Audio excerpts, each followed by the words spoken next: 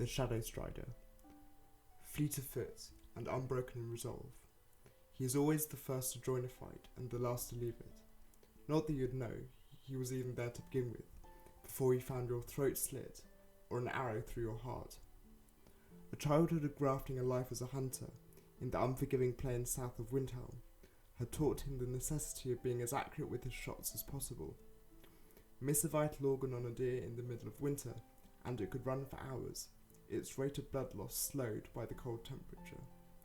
His mother had been a mage at the College of Windhold, but instead of taking up residence there after finishing her education, she left for Windhelm to be with the Shadow Strider's father, making a living from selling spellbooks.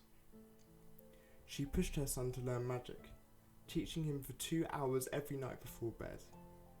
He took to illusion magic like a duck to water, and though his father wanted him to use these skills to aid him in hunting, simple calming spells and the like, his mother encouraged him to travel to the College of Windhold. It is at this point that your story as the player begins. At the college, our build honed and perfected his abilities and was one of the college's best students while he was there. Skilled as he was, he could never quite shake the feeling of being an outlier.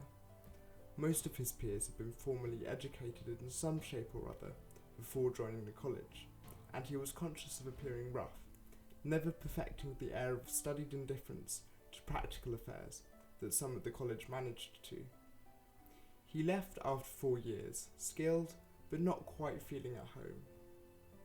When he returned to Windhelm, the wind of political strife was blowing, and when tensions spilled over into civil war, the Shadow Strider was caught up in the idealistic fervour of it all. He joined the Stormcloaks as a ranger.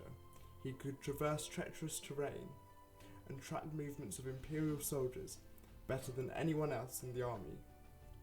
His precision at downing deer translated well enough to enemy soldiers, though it took him a while to get past the pang of unpleasant emotion that accompanied another human being of flesh and nerves being killed. That is where the story ends, and the story of the Shadow Strider passes entirely over to you. He throws himself entirely behind the Stormcloak cause, not entirely certain of what the future will bring, but nevertheless sure that he is doing the right thing for Skyrim and her future. In terms of your stats, I would recommend you focus primarily on Magicka until you have enough to use an invisibility spell at least once per encounter.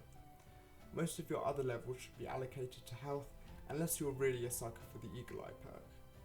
Your main skills for this build are going to be illusion, archery and sneak, and your secondary skills are going to be smithing and light armour.